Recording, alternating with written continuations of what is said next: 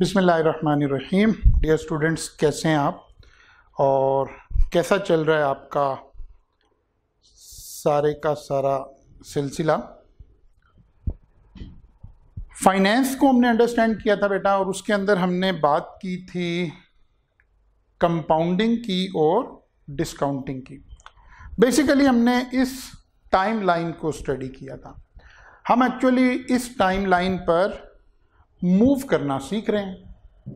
अगर फॉरवर्ड जाना हो, जिसको हम कंपाउंडिंग बोल रहे हैं, जिसको हम फ्यूचर वैल्यू की कैलकुलेशन कर रहे कहते थे, और अगर बैकवर्ड आना हो तो जिसको हम डिस्काउंटिंग बोल रहे हैं, प्रेजेंट वैल्यू बोल रहे हैं। अच्छा जी, फिर हमने वो पोटेंशियल एनर्जी की एग्जांपल से इस सारे को अपने ग्रिप में किया था। आज इंशाल्लाह हम यहाँ से फर्दर आगे चलते हैं, लेकिन मैं छोटा सा, ताकि रिविजिट हो जाए, आप थोड़ा सा और बेहतर उसमें हो जाएं, कोई एक वैल्यू लेकर आपसे दोबारा बात करता हूँ। लाइक मैं कहता हूँ जी, यहाँ पर कोई एक फिगर पड़ी हुई है 70,000 रुपीज़ की।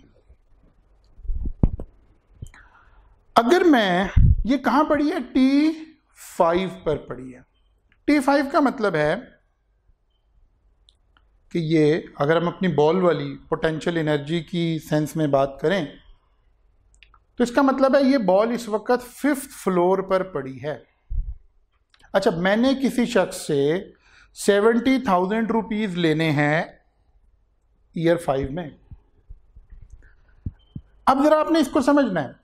अमूमन जिंदगी में आप क्या कहते हो? आप कहते हो मैं तो इंटरेस्ट नहीं ले रहा हूं, लेकिन हमारा finance, time value of money का क्या कॉन्सेप्ट है? जब मैंने ये फिगर आज रिसीव नहीं करनी, मैंने किसी भी फ्यूचर में जाकर रिसीव करनी है, तो इस फिगर के दो एलिमेंट हैं। इस 70,000 में से एक अमाउंट मेरी प्रिंसिपल है और एक अमाउंट मेरा इंटरेस्ट है। ये दोनों मिलकर 70,000 बना रहे हैं। आप कहेंगे सर मैं तो इंटरेस्ट नहीं ले रहा, मैंने तो 70,000 बगैर इंटरेस्ट के लेने। फाइनेंस की नज़र में अगर कोई फिगर आप आज T0 पर हैंडल नहीं कर रहे तो उसमें टाइम वैल्यू ऑफ मनी शामिल है, हम माने या ना माने। आप कहेंगे सर ये कैसे हो सकता है? जी मैं आपको एग्जांपल दे देता हूँ। फिर मैंने कहा था जब आप किसी बंद गली में फाइनेंस में फंस जाएं तो अपनी इस एग्जांपल पे चले जाइए जरा। एक ऑब्जेक्ट 5th फ्लोर पर पड़ा है, आप माने या ना माने उसमें पोटेंशियल एनर्जी मौजूद है। उसको 5th फ्लोर से वापस लाएंगे तो पोटेंशियल एनर्जी रिलीज होगी, और अगर 5th फ्लोर से आगे ले जाएंगे तो पोटेंशियल एनर्जी दोबारा फर्दर स्टोर होगी। अब जरा देखिए मैं क्या करूं। अगर इस 70,000 को मैं फर्दर आगे लेकर जाना चाहता हूं तो क्या तरीका है? 1 + RP⁻⁻n।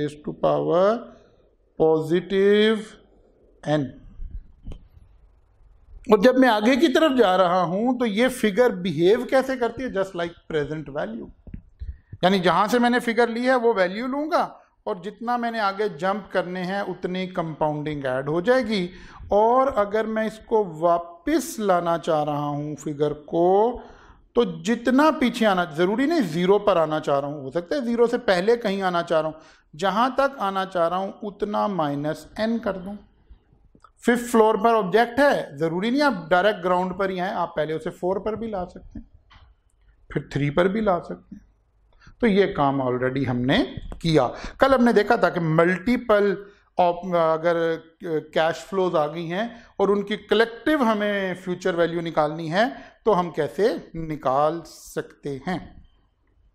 अब मैं एक बुनियाद रखने लगा हूं आपके साथ, एक कॉन्सेप्ट की बुनियाद रखने लगा हूं। जरा मेरी इस इलस्ट्रेशन को देखिए आप। हम इन्वेस्ट कर रहे हैं 1,000 इन year 1, another 1,000 in year 2, another 1,000 in year 3, another 1000 in year 4 and another 1000 at the end of year 5. ये सब क्या है? End of year 1, end of year 2, end of year 3, end of year 4, end of year 5.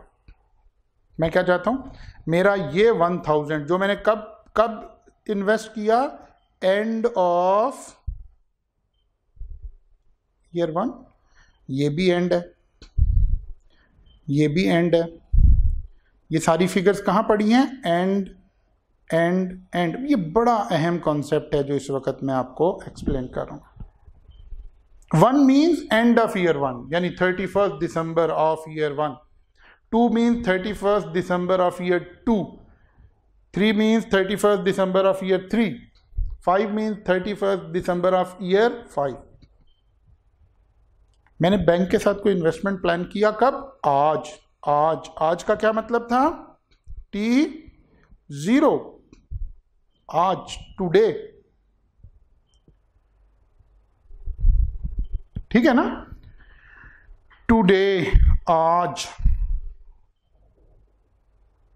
लेकिन bank को मैंने कहा मैं आपको 5 इंस्टॉलमेंट दूंगा 1000, 1000, 1000, 1000 की, लेकिन पहली इंस्टॉलमेंट आज कहां खड़ा हूं? फर्स्ट करें 1 जनवरी को खड़ा हूं. बैंक ने मुझसे पूछा कि आज आप अभी पैसे दे रहे हैं? मैंने कहा नहीं, मैं इस साल के आखिर पर पहली अमाउंट दूंगा. यानी फर्स्ट 1000 कब दूंगा? 31st December of year 1. Second 1000 कब दूंगा? 31st December of year 2. Third 31st December of year 3, 31st December of year 4, 31st December of year 5. और बैंक के पास ये पैसे लेने कब जाऊंगा? 31st December of year 5. तवज्जो करें, इसका मतलब है ये जो आखिरी अमाउंट है, ये जब मैं बैंक को दे रहा हूं तो मैं उधर काउंटर पे जाके पैसे जमा करवाऊंगा और साथ ही दूसरे काउंटर से कहूंगा जी मेरी पैसे मुझे दे दें. तो ये जो आखिरी वाला 1000 रुपया है, ये तो बैंक ने मेरा पैसा यूज नहीं किया ना. इंटरेस्ट बैंक मुझे क्यों पे कर रहा है? टाइम वैल्यू ऑफ मनी क्यों पे कर रहा है? क्योंकि मेरा पैसा यूज कर रहा है. तो ये जो 1000 है ये तो मेरा ग्रो नहीं करेगा, जस्ट मैं जमा करवाऊंगा साथ ही विड्रॉ कर लूंगा, इसमें कोई अर्निंग नहीं आ रही होगी. या ये T5 पर दूंगा, T5 पर ही वापस ले लूंगा, तो कोई टाइम वैल्यू ऑफ मनी नहीं है. लेकिन ईयर 1 में, eight the end of year 1 जो पैसे मैंने दिए हैं, बैंक ने कितना अरसा मेरा पैसा यूज किया? जंप देखिए, 1 2 3 4. तो क्या आना चाहिए? अब फर्ज किया हम कहते हैं जी 5% is the interest rate. Interest rate क्या है? RN क्या है? 5%. और क्योंकि कंपाउंडिंग एनुअल है तो RP भी क्या हो गई? 5% ही हो गई. इसका मतलब है मुझे क्या करना था? Amount into 1 plus RP raise to power N. पहली फिगर के लिए N क्या हो गया? 4. तो ये देखिए रेज टू पावर 4. जो फिगर मैंने ये 2 से पिक की है उसके लिए N क्या हो जाएगा? जंप कैलकुलेट कर लें, 1 2 3 या 5 माइनस 2 पॉजिटिव 3, और फिर इसी तरह से 5 माइनस 3 2. जहां फिगर जाएगी और जहां से फिगर लेंगे, फिर 5 माइनस 5 रेस टू पावर क्या आएगा? 0. 0 रेस टू पावर का मतलब है नो ग्रोथ, ठीक है, या नो इंटरेस्ट. अभी हमने बात की थी ना, आखिरी साल वाला पैसा तो बैंक ने इस्तेमाल ही नहीं किया. तो देखिए ईयर 1 पे रेस टू पावर 4 कर दिया, 3 कर दिया, 2 कर दिया, 5 कर दिया, और इस पे रेस टू पावर 1.05 की पावर 0. 0 का मतलब होगा 1 हो जाएगा. इन सबको ऐड कर दें तो आपके पास क्या आ जाएगी? Future value. अब एक बड़ी अहम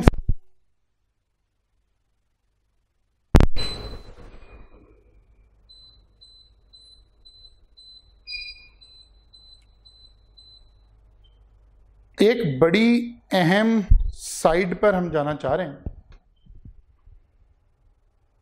वो क्या है कि अगर हमारे पास ऐसे इन्वेस्टमेंट्स आ रही हैं 1000 5 इन्वेस्टमेंट थी, तो मुझे कंपाउंडिंग कितनी मरतबा करनी पड़ी? 5 मरतबा करनी पड़ी। चलें ये 5 ईयर थे, ईयरली इन्वेस्टमेंट हो रही थी।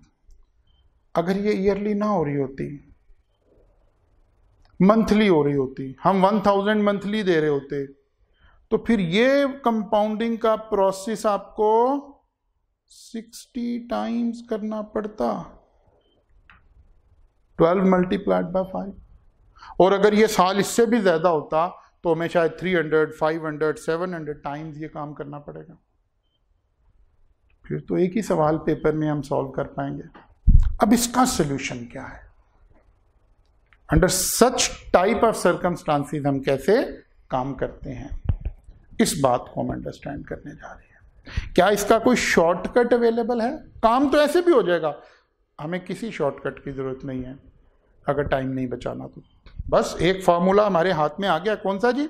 Future value is equal to present value into 1 plus r p raise to power n. ये लगाते जाइए जितनी मरतबा आपका काम हो रहा है। और जरा देखिए, मैं एक फिगर और बोल रहा हूं आपके साथ, जिसको हम प्रेजेंट वैल्यू कह रहे हैं, उस वो असल में क्या है? जहां से फिगर पिक की और जहां जाना है, जहां से हम फिगर उठाते हैं वो प्रेजेंट वैल्यू बन जाती है। जैसे आप किसी पब्लिक ट्रांसपोर्ट पे सफर कर रहे हो ना, तो जिस स्टॉप से सवारी बैठती है उसका वो जीरो होता है। अगर फेयर जो है कोई पर किलोमीटर चार्ज हो रहा है, कोई शख्स एक स्टॉप से बैठ रहा है, कोई दूसरे से बैठ रहा है, कोई तीसरे से बैठ रहा है, जब हम इस फॉर्मूला में फिगर पुट करते हैं तो जहां से फिगर पिक करते हैं वो यहां पुट कर देते हैं, ठीक है ना? और जहां तक जाना होता है वहां से एन निकालते हैं। ये वाले प्रोसेस से एन निकाल रहे हैं। खैर नहीं हो। अब हम देखना चाह रहे हैं क्या ये वाला काम किसी समराइज वे से हो सकता है, उसकी बुनियाद हम रख रहे हैं। अच्छा जी, चलते हैं जी थोड़ा सा आगे। फ्यूचर वैल्यू का एक बुकिश अगर हम डेफिनेशन देखें तो किताब में कैसे लिखा हुआ नजर आएगा? Future value refers to the value of an investment at particular date in future। यानी कोई अमाउंट फ्यूचर में कितनी हो जाएगी, यानी मैं कोई पैसा इन्वेस्ट करूंगा किसी एक टाइम के ऊपर और वो बढ़कर कहां पहुंच जाएगा किसी एक स्पेसिफिक टाइम के ऊपर। मसलन देखिए, मैं जरा थोड़ा सा यहां से आपको शो करवाता हूं। ये मेरी टाइमलाइन नजर आ रही है आपको? इस टाइमलाइन पर फर्ज करें मैं कहता हूं मैं पैसा इन्वेस्ट करूंगा टाइम 2 पर, कितना जी? 75,000। और ये बढ़कर ईयर 5 में कितना हो जाएगा? Future value eight a particular time.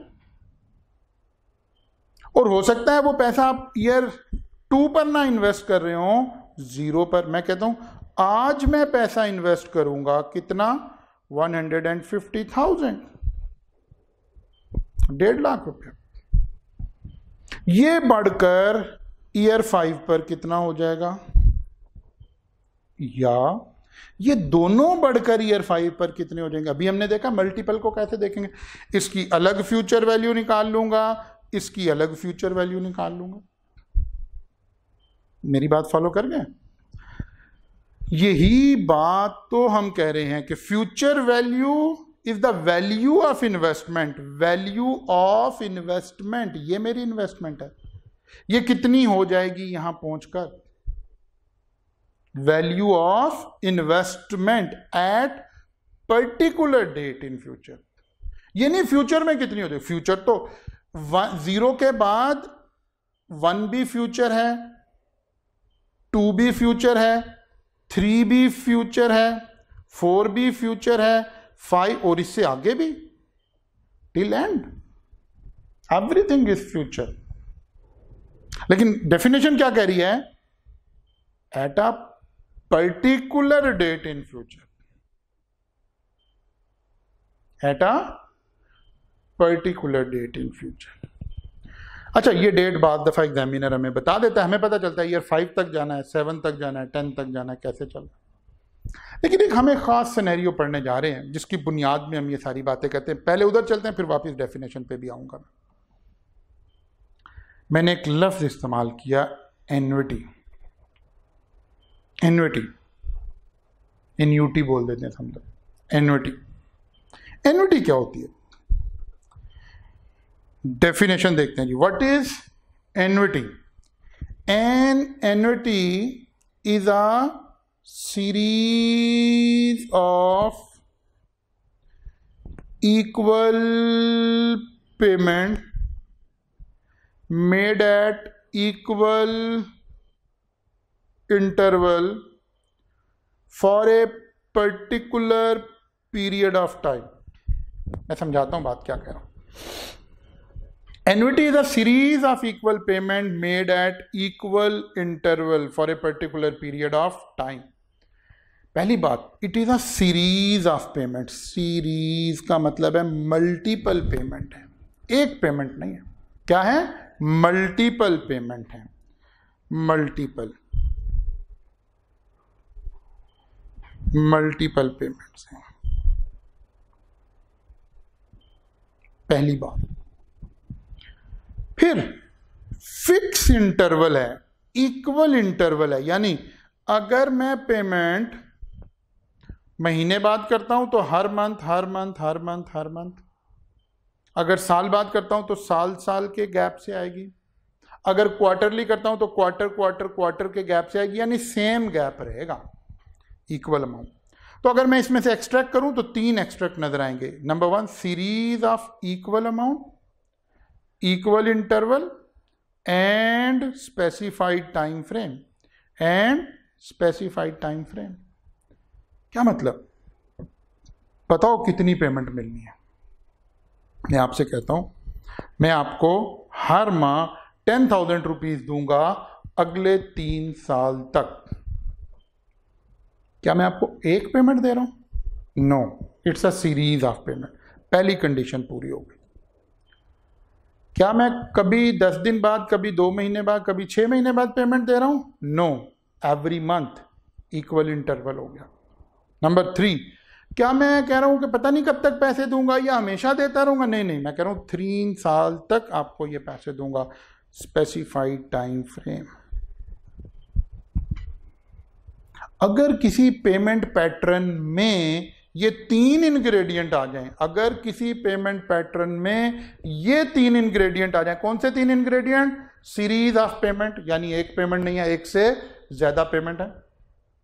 Number 2, equal amount.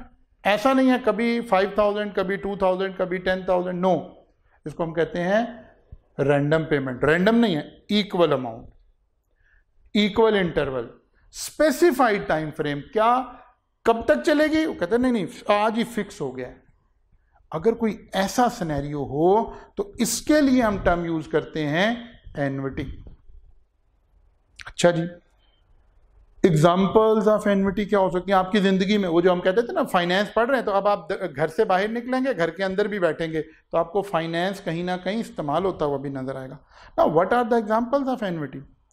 Home mortgage payment. अगर आपने, किसी शख्स ने कोई इंस्टॉलमेंट पर घर खरीदा हुआ है किसी भी इलाके में, फर्ज करें डिफेंस हाउसिंग सोसाइटी कोई आपको इंस्टॉलमेंट पर घर दे रही है, बैरिया टाउन आपको कोई इंस्टॉलमेंट, कोई भी डेवलपर आपको घर प्रोवाइड कर रहा है। नहीं, मैं बैरिया टाउन की ब्रांडिंग नहीं कह रहा, अब तो काफ़ी इख्तलाफ भी लोगों को क्रिएट हो गया, मुझे ज़ाती हैसियत में भी हो गया, मैं वो नाम छोड़ें। कोई एक डेवलपर आपको घर दे रहा है, उसने कहा जी हर महीने आप एक इंस्टॉलमेंट मुझे देंगे, हर महीने 75,000 रुपीज देंगे अगले 20 साल तक। सीरीज ऑफ पेमेंट हो गई, इक्वल अमाउंट हो गई, इक्वल इंटरवल हो गया, स्पेसिफाइड टाइम फ्रेम हो गया। तो ये किसकी एग्जांपल बन गई? एन्युटी की एग्जांपल बन गई। इंश्योरेंस पेमेंट, आमतौर पर आप इंश्योरेंस प्रीमियम एनुअली पे करते हैं, लेकिन कुछ कंपनीज क्वार्टरली भी ले लेती हैं, कुछ मंथली भी ले लेती। अगर एनुअल पे कर रहे हैं तो एनुअल एनुअल एनुअल, क्वार्टर कर रहे हैं तो क्वार्टर क्वार्टर क्वार्टर, मंथली कर रहे हैं तो मंथ मंथ मंथ।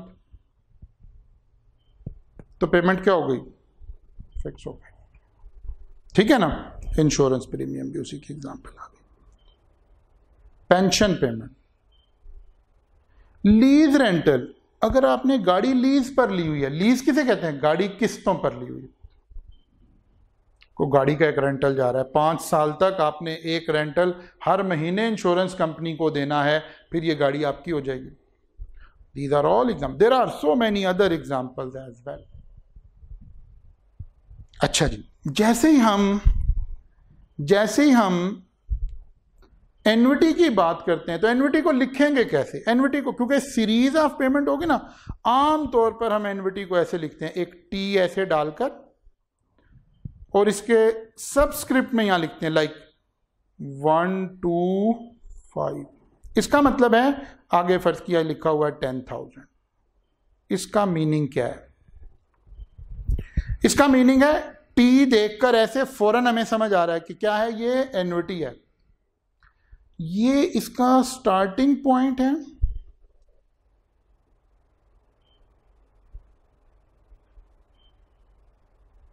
और ये इसका एंडिंग पॉइंट है, और इसके दरमियान में इक्वल इंटरवल है।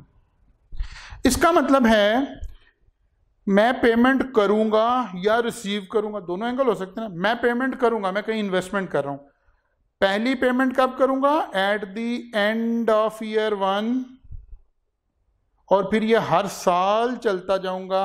पहली payment at the end of year 1, end of year 2, end of year 3, end of year 4, end of year 5 पर मेरी इन्वेस्टमेंट खत्म। ठीक है? ये कहीं से भी शुरू हो सकते हैं ना। मसलन एक दूसरा बंदा है, वो कहते हैं नहीं यार मैं भी एक इन्वेस्टमेंट करूंगा, लेकिन मैं ईयर 2 से लेकर ईयर 12 तक जाऊंगा। Eight the end of year 2, year 3, year 4, year 5 कितनी पेमेंट देगा? वो कहते हैं जी मैं 15,000 पेमेंट। तो ये तरीका हो गया हमारा एन्युटी को लिखने का।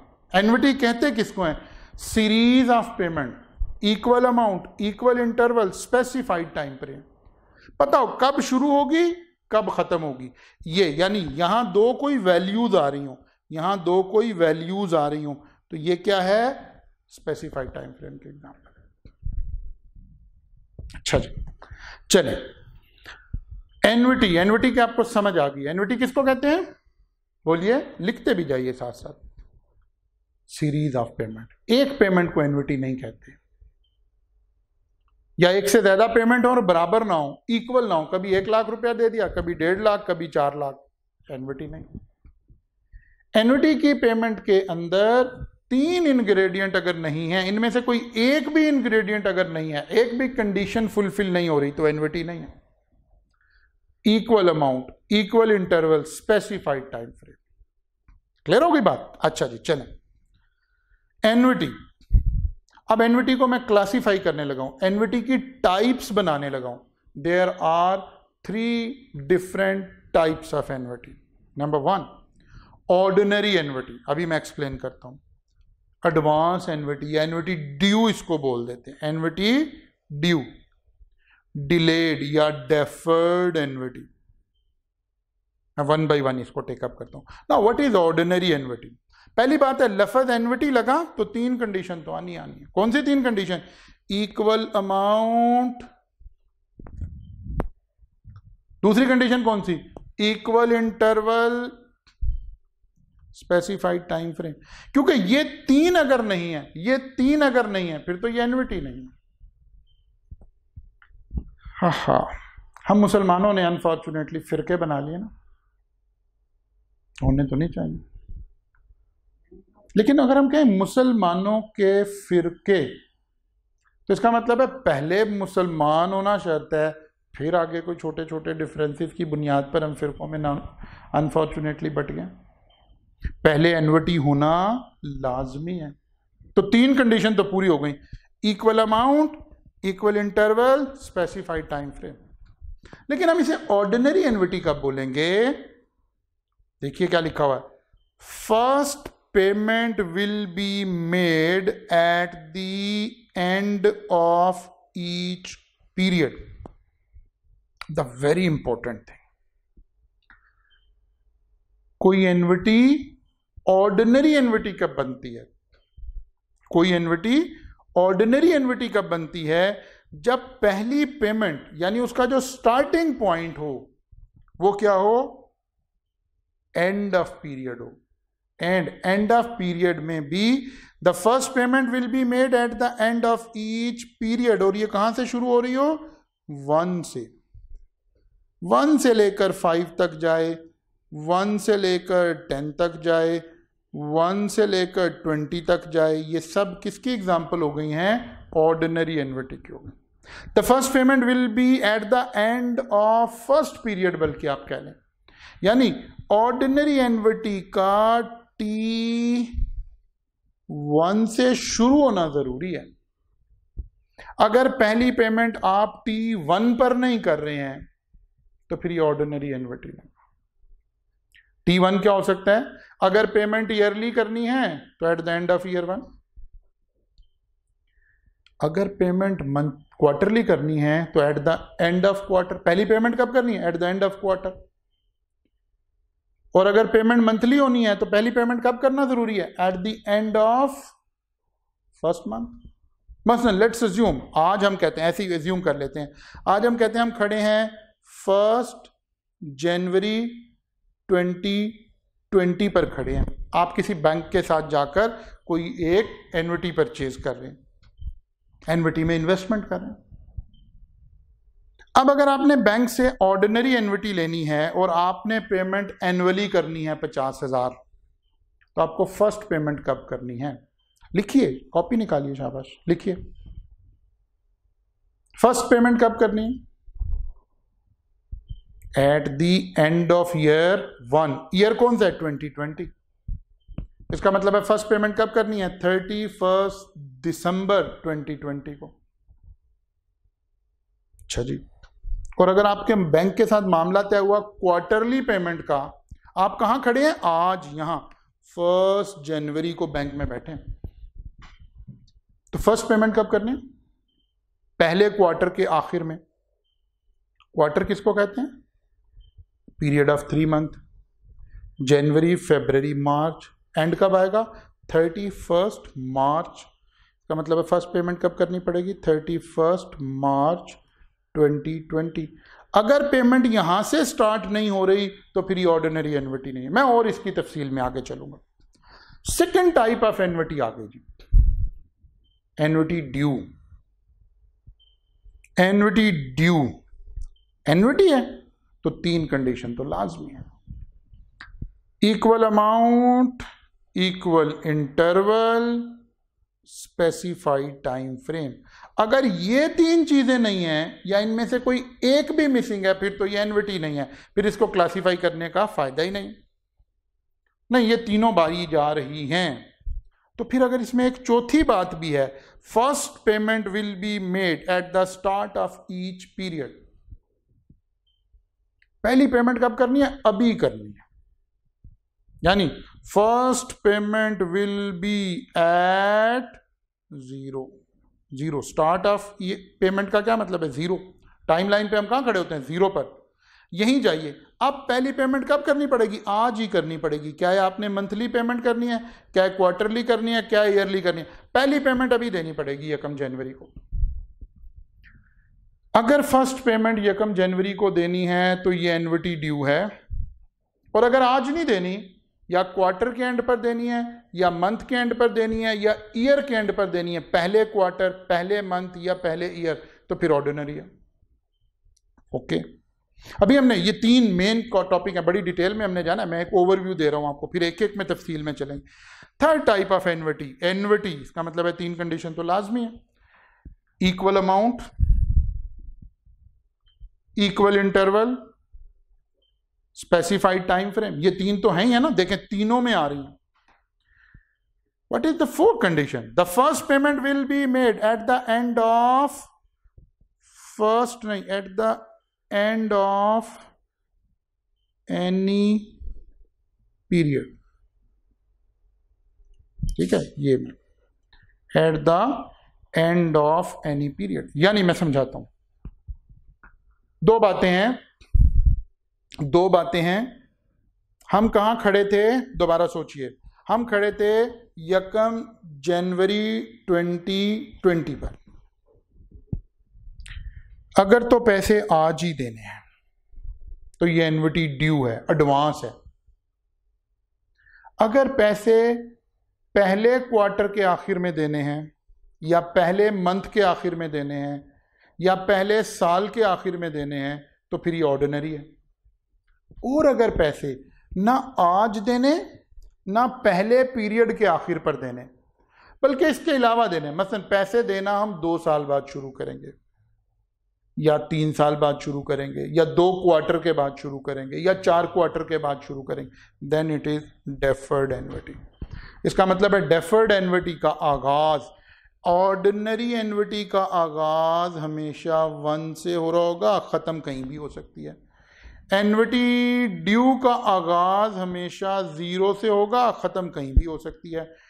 डेफर्ड एनविटी का आगाज हमेशा 1 और 0 के अलावा होगा, क्योंकि 0 से हो गया फिर तो ड्यू बन जाएगी, 1 से हो गया तो फिर तो ऑर्डिनरी बन जाएगी। इसके अलावा ये 2 से हो, 5 से हो, 10 से हो, कहीं से भी शुरू होकर कहीं जाकर खत्म हो जाए।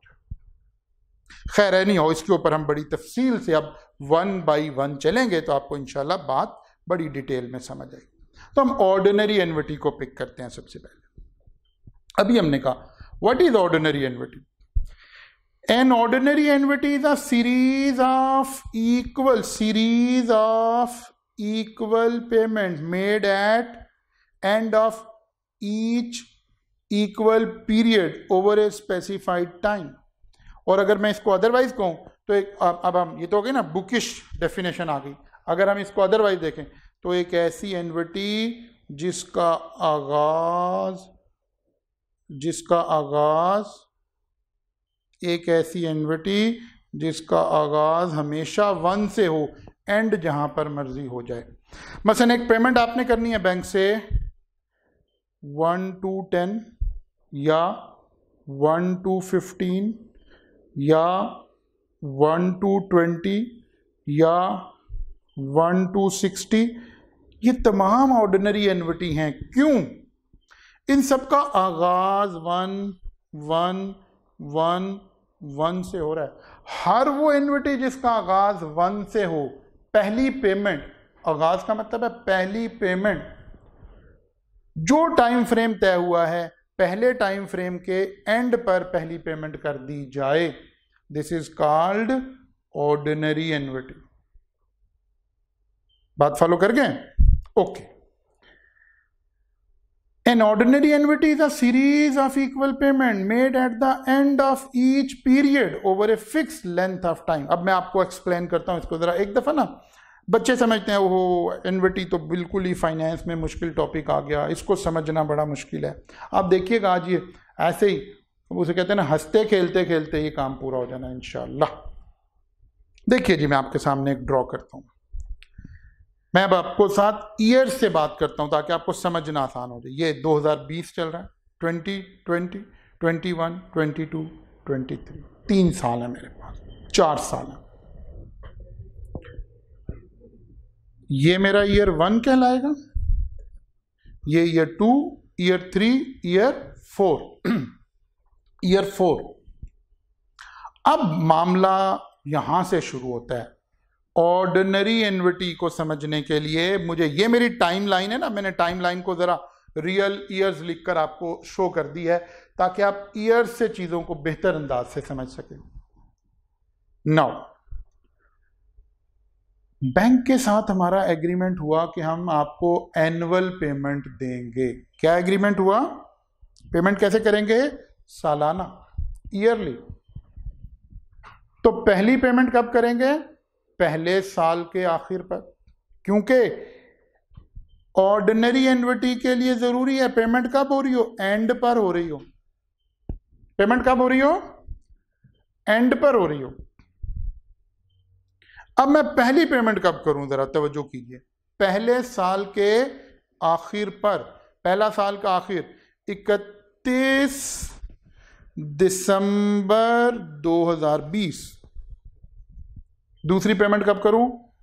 31 दिसंबर 31 दिसंबर 2021। थर्ड पेमेंट कब करूं?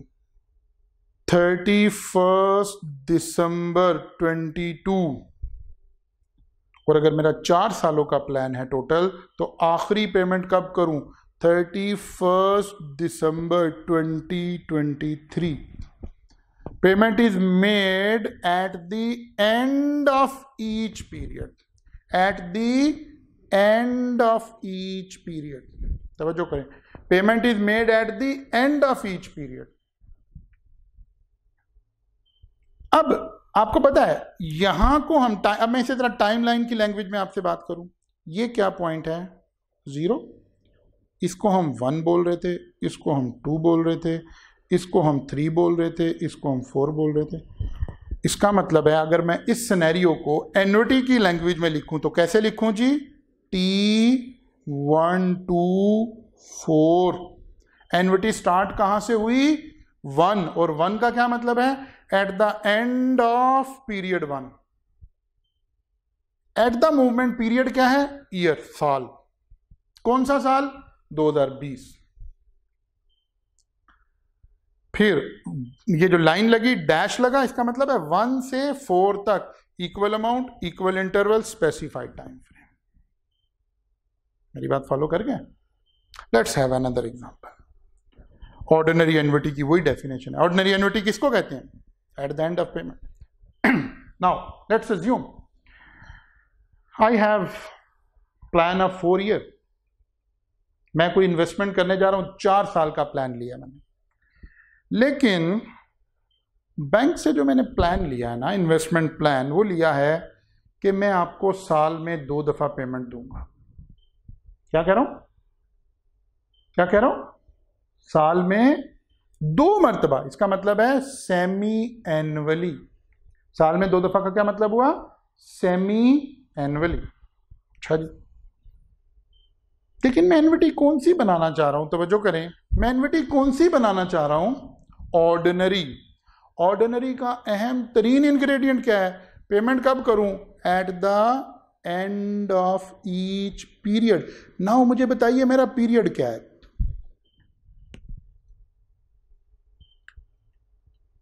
किन पीसेस में मैं इन्वेस्टमेंट करना चाह रहा हूं?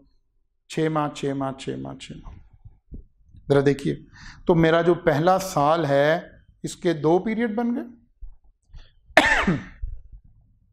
इसका मतलब है मेरे पास टोटल पीरियड कितने बन गए? 4 साल थे ना, 8 बन गए, क्योंकि सेमी एनुअली साल में 2 मरतबा, और टोटल मेरे पास 4 ईयर्स हैं। इसका मतलब है 8 टाइम 4 मल्टीप्लाइड बाय 2, 8 टाइम। लेकिन जरा फोकस करें, पहली पेमेंट मैं कब करूं? जरा सोचें। करनी मैंने एंड पर है। अब पहला पीरियड 6 माह का है ना, तो पहले 6 महीने, आज कहां खड़ा हूं? 1 जनवरी 2020 पर आज बैठकर बैंक से निगोशिएट कर रहा हूं। लेकिन तय ये पाया 6 महीने की पेमेंट होगी, और पहली पेमेंट 30 जून 2020 को होगी, क्योंकि एंड पर देनी है ना। पहले 6 महीने का एंड, आज 1 जनवरी है, तो पहले 6 महीने का एंड कहां आएगा? 30 जून को आएगा ना, 2020। ये मेरी पहली पेमेंट चली जाएगी। फिर दूसरी पेमेंट कब करूंगा? अगले 6 महीने के आखिर पर। तवज्जो रखनी है आपने मेरे से। इसका मतलब है 31 दिसंबर 2020। और तीसरी पेमेंट कब करूंगा? जून, 30 जून 21। फोर्थ वन 31 जून 21 करें इसको। फिर नेक्स्ट पेमेंट 22 30 जून 22 दिसंबर 23 जून 30, इसको ठीक कर लें जरा, आप अपने पास भी लिखते जाइएगा, 30 जून 23।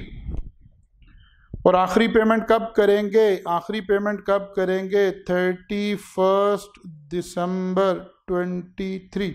ये सारा लिख लेना आपने लाजमी, थोड़ा सा एडिट कर लें, लाइंस को गौर कर लें क्या हुआ। And why? Because ordinary annuity means payment at the end. It all depends कि आप पेमेंट कैसे कर रहे हो। पेमेंट 6 महीने की भी हो सकती है, पेमेंट साल की भी हो सकती है, पेमेंट क्वार्टर की भी हो सकती है। मैं एक और एग्जांपल ड्रॉ कर देता हूं आपको, देखिए जरा। एक ऑर्डिनरी एन्युटी लेने गया हूं मैं बैंक में, 4 साल का मेरा प्लान है, मैं 4 साल बैंक को कुछ पैसे इन्वेस्ट करना चाहता हूं 4 ईयर्स के लिए। कौन से 4 ईयर? मैं कहां गया हूं बैंक में? जब मैं बैंक में एंटर हो रहा हूं तो उस दिन क्या है? 1 जनवरी 2020। कौन कौन से 4 ईयर्स का मैं प्लान लेना हूं? 2020 के लिए, 21 के लिए, 22 के लिए, 23 के लिए। ये 4 साल हैं जी जिसके लिए मैं प्लान ले रहा हूं। लेकिन मैं बैंक को इन्वेस्टमेंट देना चाहता हूं, पैसे देना चाहता हूं, लेकिन हर क्वार्टर देना चाहता हूं, यानी साल में 4 पेमेंट देना चाहता हूं। इसका मतलब है मेरे पहले साल के, दूसरे साल के, हर साल के कितने हिस्से बन गए? 4 हिस्से बन गए। तो टोटल कितनी पेमेंट करूंगा फिर मैं? 4 × 4, टोटल 16 पेमेंट करूंगा। अच्छा जी, मैं कौन सी इन्वेस्टमेंट करना चाह रहा हूं? मैं ऑर्डिनरी एन्युटी बनाना चाह रहा हूं, तो मुझे पहला पेमेंट कब करनी है? Eight the end of each period. अब पीरियड क्या बन गया? क्वार्टर। इसका मतलब है पहली पेमेंट कब करूं? Eight the end of first quarter. अब क्वार्टर कब एंड होता है? 31 मार्च 20 को होगा ना। पहली पेमेंट बैंक को कब दूंगा? 31 मार्च 20 को। दूसरी कब दूंगा? 30 जून 20 को। तीसरी पेमेंट कब दूंगा? 30 सितंबर। और आखिरी कब दूंगा? 31 दिसंबर। 2020 के ये 4 पेमेंट्स इन डेट्स पर आ रही होंगी। अच्छा जी, आपको पता है टाइम लाइन पर हम कैसे चलते हैं? ये कौन सी जगह है? 0, ये 1 2 3 4 5 6 7 8 9 10 11 12 13 14 15 16। वही 16 पीरियड बन के जो मैंने आपको ऐसे भी बनाकर दिखाए थे। इसी तरह मैं हर उस पर चलूंगा। मैं आखिरी साल को फिर लिखकर दिखाता हूं। ये देखिए, मैंने आखिरी साल भी लिख दिया। ये मार्च में जाएगी, ये जून में जाएगी, ये सितंबर में जाएगी, ये दिसंबर में जाएगी। तो अगर मैं इस पूरी एन्युटी को, ऑर्डिनरी एन्युटी को लिखूं तो क्या बनी? ये T1 से शुरू हुई, कहां खत्म हुई? 16 पर। लेकिन 1 to 16 हम काउंट क्या कर रहे हैं? क्वार्टर काउंट कर रहे हैं। Equal amount, equal interval, specified time frame. अब आप इसको मंथ में ले जाएं, आप इसको वीक में ले जाएं, आप इसको डे में ले जाएं, कोई फर्क नहीं पड़ता। मैंने बड़ी तफसील से कोशिश की कि आपको एक मर्तबा इसकी पिच समझाने की कोशिश करूं। ये तो हम समझ रहे हैं ordinary annuity, ordinary annuity, ordinary annuity. Ordinary annuity का सबसे अहम खासा, it must start from end of first period, end of first period. ठीक है, ये तो जी स्केच आ गया, थीम सारा एक्सप्लेन हो।